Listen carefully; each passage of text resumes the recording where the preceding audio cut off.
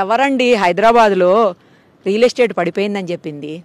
ఎవరండి తెలంగాణలో రియల్ ఎస్టేట్కి వ్యాపారమే లేదంటుంది? మరి ఇదేంటి? ఏమనాలి?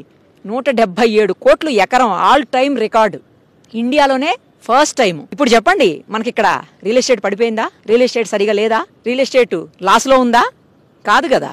ఇవన్నీ చూస్తుంటే ఖచ్చితంగా నో, రియల్ ఎస్టేట్ టాప్లో ఉంది. ఇది ఎంఎస్ఎన్ అనే కంపెనీ ఈ ల్యాండ్ని తీసుకున్నటువంటి పరిస్థితి. అంటే 177 కోట్లు పెట్టి వేలంలో వాళ్ళు చేజిక్కించుకున్నారు.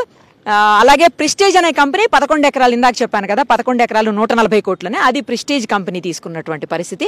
సో మొత్తానికి హైదరాబాద్ రియల్ ఎస్టేట్ అంటే మొత్తం దేశమంతా కూడా ఒక్కసారి ఇలా తిరిగి చూసేటువంటి పరిస్థితి ఇప్పుడు ఈ దెబ్బతో వచ్చేసిందని చెప్పాలి. దీనికి రకరకాల రీజన్స్ ఉన్నాయి. ఐటీ ఇండస్ట్రీ ఒకటి ఫుల్ డెవలప్ అయిపోయినటువంటి పరిస్థితి హైదరాబాద్లో, దాంతోపాటు లక్షల్లో జీతాలు, అది ఇంకొకటి మోస్ట్ ఇంపార్టెంట్